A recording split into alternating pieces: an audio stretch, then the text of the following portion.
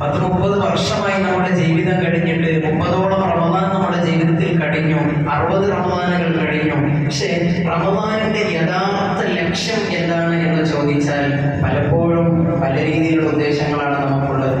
ചില ആളുകൾ റമദാൻ വന്നാൽ അത് എന്റെ കഴിഞ്ഞ വർഷം എന്റെ 10 kg കുറഞ്ഞിരുന്നു, ഈ വർഷം എനിക്ക് എന്താക്കണം, ഒരു 5 kg കുറക്കണോ എന്ന രീതിയിലാണ് പലപ്പോഴും റമദാനിനെ നമ്മൾ എന്താക്കുന്നത്, വരവേൽക്കുന്നത്. അല്ലെങ്കിൽ മറ്റുള്ള ഏതെങ്കിലും എനിക്ക് ഷുഗർ പ്രഷർ ഒക്കെ ഉണ്ട്, അല്ലെങ്കിൽ ഡോക്ടർ പറഞ്ഞിട്ടുണ്ട് ഭക്ഷണം കുറച്ചാൽ നിന്റെ രോഗം കുറയും, അപ്പൊ ഏതായാലും ഈ റമദാനിൽ നമുക്ക് എന്താക്കാം, ആ ഭക്ഷണം ഏതായാലും കുറയല്ലോ എന്ന് വിചാരിച്ചിട്ട് റമദാൻ നമ്മൾ എന്താക്കുക, ലക്ഷ്യം വെക്കുക. ഇങ്ങനെ റമദാനിൽ യഥാർത്ഥ ലക്ഷ്യം എന്താണ് എന്ന് ചോദിച്ചാൽ പലപ്പോഴും നമ്മൾ അറിയാത്തവരാണ് ഉണ്ടാവുക. പല ഉസ്താദന്മാരും ക്ലാസ് എടുക്കുന്നു, നമ്മൾ തഖ്വയുള്ളവരാകാൻ വേണ്ടിയാണ് പരിശുദ്ധമായ റമദാൻ നമ്മൾക്ക് വന്നിട്ടുള്ളത്. എന്താണ് ഈ തഖ്വ എന്ന് പറഞ്ഞാൽ? മുത്തഖീങ്ങൾക്ക് മാത്രമേ സ്വർഗത്തിൽ അഡ്മിഷൻ ഉള്ളൂ എന്ന് നമുക്ക് പഠിപ്പിച്ചു തന്നതാണല്ലോ. മുത്തഖീങ്ങൾക്ക് മാത്രമേ സ്വർഗം ഉണ്ട് എന്ന് പറയുമ്പോൾ അതിന്റെ അർത്ഥം എന്താ? ഇവിടെ നമ്മൾ സാധാരണ പറയില്ലേ, സ്ത്രീകൾക്ക് ഈ പള്ളിയിൽ പ്രവേശനമില്ല, അല്ലെങ്കിൽ ആണുങ്ങൾ മാത്രമേ പള്ളിയിലേക്ക് പ്രവേശിക്കാൻ പറ്റുള്ളൂ എന്ന് പറഞ്ഞതിന്റെ അർത്ഥം എന്താണ്? അതിന്റെ നേരെ ഓപ്പോസിറ്റ്, സ്ത്രീകൾക്ക് പള്ളിയിൽ പ്രവേശനം ഇല്ല എന്നല്ലേ. അപ്പൊ മുത്തഖീങ്ങൾക്കാണ് സ്വർഗം എന്ന് പറയുമ്പോൾ മുത്തഖീങ്ങളല്ലാത്തവർക്ക് സ്വർഗത്തിൽ കടക്കാൻ പറ്റില്ല. ഒരിക്കലും സ്വർഗത്തിൽ അവർക്ക് അഡ്മിഷൻ ഉണ്ടാവില്ല. ഹബീബായ നബി സല്ലല്ലാഹു അലൈഹി വസല്ലം തങ്ങളോട് ചോദിക്കുന്നുണ്ട്, എന്താണ് നബിയെ തഖ്വ? തഖ്വ എന്ന് പറഞ്ഞാൽ എന്താണ്? എല്ലാവരും പറയുന്നത് കേട്ടിട്ടുണ്ട്, തഖ്വയുള്ളവർക്ക് സ്വർഗമുള്ളൂ. എന്നാൽ തഖ്വ എന്താണ് നബിയെ എന്ന് നബി സല്ലല്ലാഹു അലൈഹി വസല്ലം തങ്ങളോട് ചോദിച്ചപ്പോൾ നബി തങ്ങൾ പല രീതിയിലുള്ള മറുപടികൾ പറഞ്ഞിട്ടുണ്ട്. മഹാന്മാർ ഹദീസുകളിൽ തഫ്സീറിന്റെ ഗ്രന്ഥങ്ങളിൽ നമുക്ക് കാണാം. പല രീതിയിലുള്ള തഖ്വയുടെ ഡെഫിനിഷൻ നമുക്ക് പറഞ്ഞിട്ടുണ്ട്. അതിൽപ്പെട്ട ഒരു ഡെഫിനിഷനാണ് മഹാന്മാർ പറഞ്ഞിട്ടുള്ളത്. തഖ്വ എന്ന് പറഞ്ഞാൽ ആഖിറത്തിൽ നമുക്ക് നാണക്കേട് ഉണ്ടാക്കുന്ന കാര്യം ദുനിയാവിൽ നമ്മൾ ചെയ്യാതിരിക്കുക. ഇതാണ് തഖ്വയുടെ ഒരു ലക്ഷ്യം. അഥവാ ഈ കാര്യം എനിക്ക് ആഖിറത്തിൽ പോയാൽ കൊടുക്കാണ്, വലിയ പ്രയാസമാണ് എന്ന് തോന്നുന്ന കാര്യം ദുനിയാവിൽ നമ്മൾ ചെയ്യാതിരിക്കുക, അതിന് വെടിയുക. ഇതാണ് തഖ്വ എന്ന് പറഞ്ഞാൽ.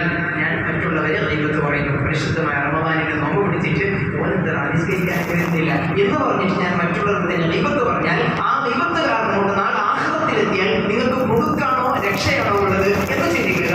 ആ കാരണമുള്ള ആഖിറത്തിൽ നാണക്കേട് ഉണ്ടാക്കുന്നുണ്ടെങ്കിൽ ഇവിടെ ചെയ്യാതിരിക്കുക. ഇതിന്റെ പേരാണ് തഖ്വ എന്ന് മഹാന്മാർ നമുക്ക് രേഖപ്പെടുത്തുന്നുണ്ട്. അതുകൊണ്ടാണ് മഹാന്മാരുടെ ജീവിതത്തിൽ വലിയ സൂക്ഷ്മതകൾ അവരുടെ ജീവിതത്തിൽ ഉണ്ടായിരുന്നു. ബഹുമാനപ്പെട്ട ഇമാം അബൂ ഹനീഫ റളിയല്ലാഹു തആല അൻഹുവിന്റെ ദർസിൽ ഒരു ചെറിയ മുത്തഅല്ലിം വരുന്നു. ചെറിയ മുത്തഅല്ലിം എന്ന് പറഞ്ഞാൽ താടിയും ഒന്നും ഇല്ലാതെ കാണാൻ ഭംഗിയുള്ള അമൃത് എന്നാണ് അതിൽ പറയുക. നല്ല ഭംഗിയുള്ള ഒരു മുത്തഅല്ലിം. ആ മുത്തഅല്ലിമിനെ അഥവാ ഭംഗിയുള്ള ഒരു ചെറിയ വ്യക്തി ആണിനെ തന്നെ കാണൽ ഹറാം എന്നാണ് മസാല. അഥവാ കാണാൻ കൊതിയുള്ള, കണ്ടാൽ തന്നെ ശഹ്വത്ത് ഉണ്ടാകുന്ന രീതിയിലുള്ള ചെറിയ അമൃതിനെ കണ്ടാൽ അത് ഹറാമാണ്, അവന് നോക്കാൻ പാടില്ല എന്നാകുമ്പോൾ സൂക്ഷ്മതയാണ്. ബഹുമാനപ്പെട്ട ഇമാം അബൂ ഹനീഫ റളിയല്ലാഹു തആല പറയുന്നു, നീ ദർസിലേക്ക് വരുന്നത് ശരിയല്ലേ, പക്ഷേ എന്നെ കാണുന്ന രീതിയിൽ ഇരിക്കാൻ പാടില്ല, ആ തൂടിന്റെ അപ്പുറത്തേക്ക് എനിക്കെപ്പോഴും കാണാൻ പാടില്ല, കാരണം നിന്നെ കണ്ടിട്ട് എനിക്കൊരു ഹറാം വരുന്ന വേണ്ട എന്ന സൂക്ഷ്മതയുടെ ഭാഗം കൊണ്ട് അപ്പുറത്തിരിക്കാൻ വേണ്ടി പറഞ്ഞു. അങ്ങനെ കുറെ കഴിഞ്ഞിട്ട് ഒരു ദിവസം ഉണ്ട് ദർസിലാകുമ്പോൾ അൽഹംദുലില്ലാ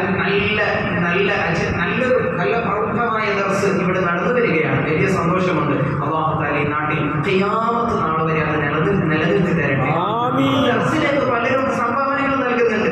നല്ല മുഅ്മിനീങ്ങളാണ് ദർസിലേക്ക് സംഭാവന നൽകുന്നവരാണ് ഇവിടെ ഇരുന്നിട്ടുള്ളത്. നമ്മൾ പലപ്പോഴും പല രീതിയിലുള്ള സംഭാവനകൾ ദർസിലേക്ക് നൽകും, മുത്തഅല്ലിമീങ്ങളിലേക്ക് നൽകും. അങ്ങനെ അബൂ ഹനീഫ ഇമാമിന്റെ വലിയ ദർസിൽ ഒരു മുത്തഅല്ലിമീങ്ങൾക്ക് വേണ്ടി ഒരാള് എല്ലാവർക്കും ചീർപ്പ് വാങ്ങിക്കൊടുത്തു. അഥവാ നല്ല ചീർപ്പ്, മുത്തഅല്ലിമിന്റെ താടിയും തലയൊക്കെ എല്ലാം വരട്ടെ എന്ന രീതിയിലിട്ട് നല്ല ചീർപ്പ് വാങ്ങിക്കൊടുത്തു. അങ്ങനെ ബഹുമാനപ്പെട്ട അബൂ ഹനീഫ ഇമാം എല്ലാവർക്കും കൊടുക്കാൻ പറഞ്ഞപ്പോൾ എല്ലാവർക്കും കൊടുത്തു.